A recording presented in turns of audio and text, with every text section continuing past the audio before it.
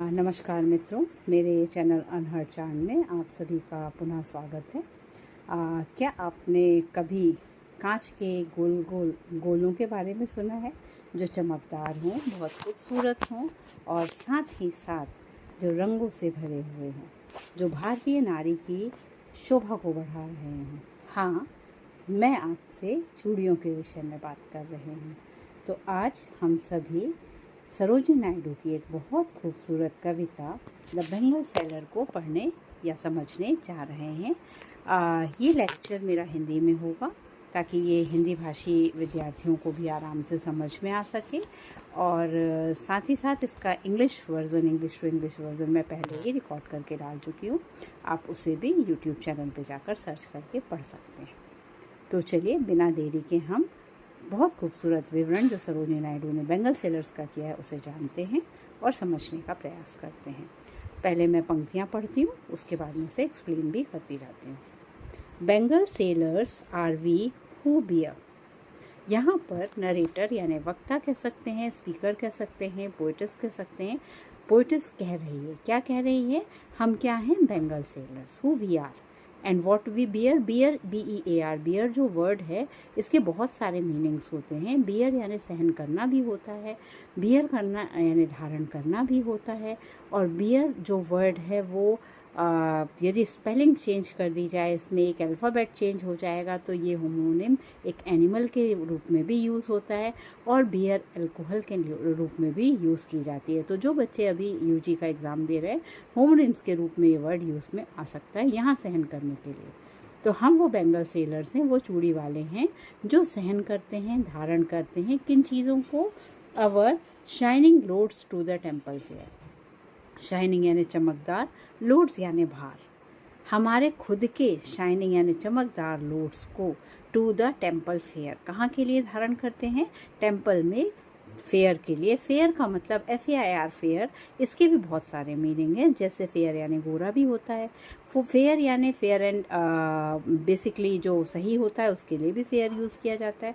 और FAIR fair यहाँ जो यूज़ हुआ है वो मेले के लिए यूज़ हुआ है। FAIR की जगह FARE भी प्रोनाउंसिएशन इज सेम, फेयर होता है जिसका अर्थ होता है रेंट या किराया, उसके लिए भी फेयर वर्ड का यूज़ होता है। ठीक है, तो यहाँ पर प्रथम दो पंक्तियों में कवित्री कहती हैं कि हम बेंगल सेलर्स धारण कर रहे हैं अपने अपने भारों को, जो चमकदार भार हैं उन्हें टेम्पल के फेयर के लिए।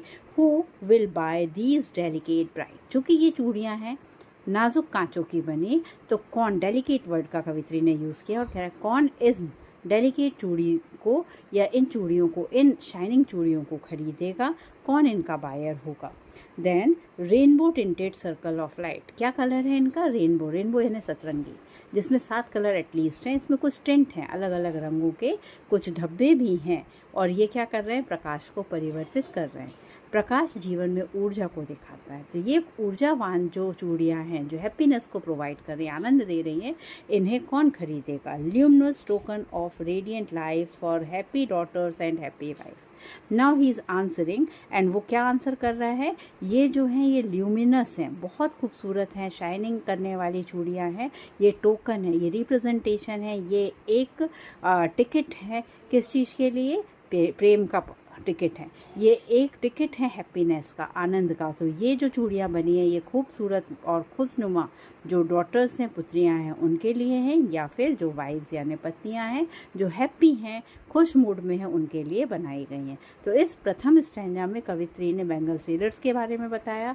ये बताया कि बेंगल सेलर्स टेम्पल के फेयर में गए हैं और उनकी चूड़ियाँ खरीदने के लिए खूबसूरत और खुशनुमा महिलाएँ आने वाली हैं, जिनमें पुत्रियाँ भी होंगी और पत्नियाँ भी होंगी। Then some are made for a maiden rest, silver and blue as a mountain mist। यहाँ पर कुछ चूड़ियों के बारे में बताया गया कि ये चूड़ियाँ जो बनी हैं वो विशेष रूप से मेडन के लिए बनी है। मेडन यानी कुंवारी लड़कियाँ, अनमैरिड गर्ल, उनके रिस्ट यानी कलाइयों के लिए बनाई गई हैं। इनका कलर उसी तरह का प्योर कलर है जैसा कि उन कुंवारी युवतियों का होता है, जैसा इनका कलर है चांदी जैसा, सिल्वर जैसा, स्वच्छ एंड साफ, और साथ ही साथ ब्लू, पानी और आकाश का रंग भी होता है जो प्योरिटी को रिप्रेजेंट करते हैं। तो ये भी बहुत खूबसूरत रंगों से बनी है। नीले और सफ़ेद रंगों की या सिल्वर कलर की जो चूड़ियाँ हैं वो मेडन के हाथों के लिए बनाई गई हैं। माउंटेन पे जो मिस्ट या बर्फ़ जमी होती है उसका कलर भी लगभग वाइट होता है, विच इज़ ऑल्सो जो भी प्योरिटी को शो करता है। Some are flushed like the birds that dream on the tranquil brow of a woodland stream. यहाँ पर कुछ चूड़ियाँ इस तरह से खूबसूरत दिख रही हैं, चमक रही हैं, जैसे एक नवीन खिलती हुई कली है और जो स्वप्न देख रही हो कि वो किस तरह से किसी स्लोप एरिया में, किसी घाटी में जो नदी के किनारे हो वहाँ पर खिलने वाली है।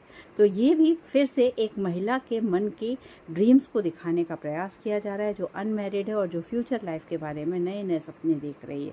Then some are aglow with the bloom that cleaves to the limpid glory of new born leaves.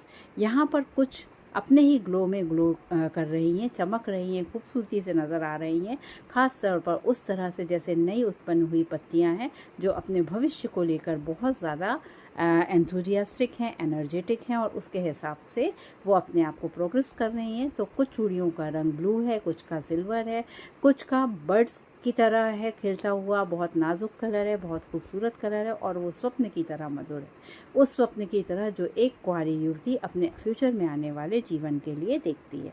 Then some are like field of sunlit corn meet for a bride on her bridal mourn.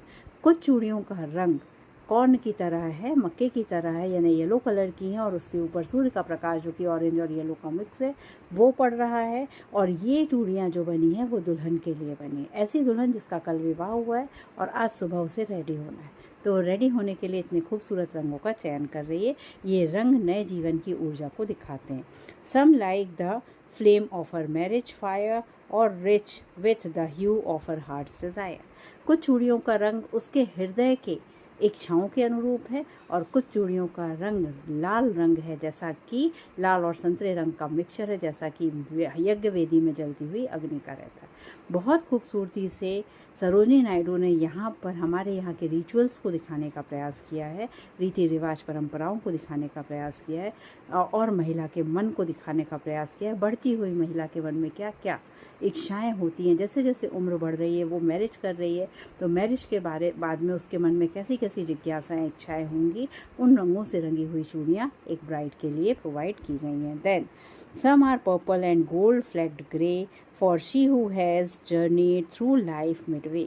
यहाँ पर कुछ रंग का जो चूड़ियाँ हैं उनका रंग है ग्रे, उनका रंग है बैगनी, उनका ग्रे कलर है, उनके ऊपर गोल्डन कलर के फ्लेक्ट भी लगाए गए हैं और ये उतने चमकदार नहीं हैं जितने प्रथम स्ट्रेंजा के चूड़ियों का रंग था, क्योंकि ये उन युवतियों के लिए बनाया गया जिनकी उम्र अब आधी हो चुकी है, जो आधी उम्र की औरतें हैं, जो परिपक्व हो चुकी हैं, उन महिलाओं के लिए बनाया, जिनके हृदय में भी बहुत ज़्यादा डिज़ायर्स नई लाइफ को लेकर बाकी नहीं है, तो इनका कलर भी उसके अनुरूप कर दिया गया है। Then whose hands have cherished whose love has blessed. ये वो महिलाएं हैं जिनके हाथ हमें पैम्पर करते हैं, हमारी टेक केयर करते हैं, हमारी देख रेख करते हैं, हमारा पालन पोषण करते हैं, लालन पालन करते हैं और जिनके आशीर्वाद से हम पलते बढ़ते हैं। ये हमारे घर के अधेड़ और बुजुर्ग होती हुई महिलाएं हैं।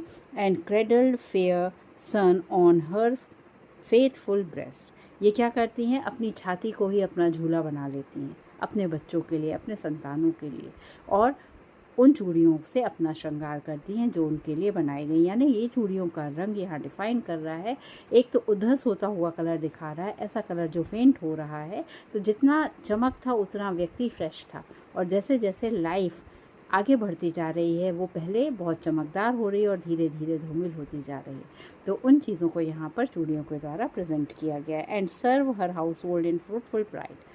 ये महिलाएं जिनके घर के सामने इनके नाम की तख्ती नहीं है, फिर भी ये घर की मालकिन है और अपने घर के सभी हाउस होल्ड वर्क को, सभी घरेलू कार्यों को बहुत प्राइड और बहुत गर्व के साथ करती है, ये कहकर ये मेरा घर है, ये मेरा काम है।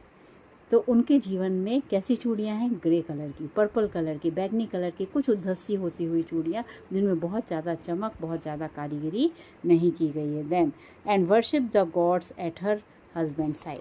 यह वो महिलाएं हैं जो अपने पति के बगल में बैठकर पूजन पाठ का कार्य किया करती हैं।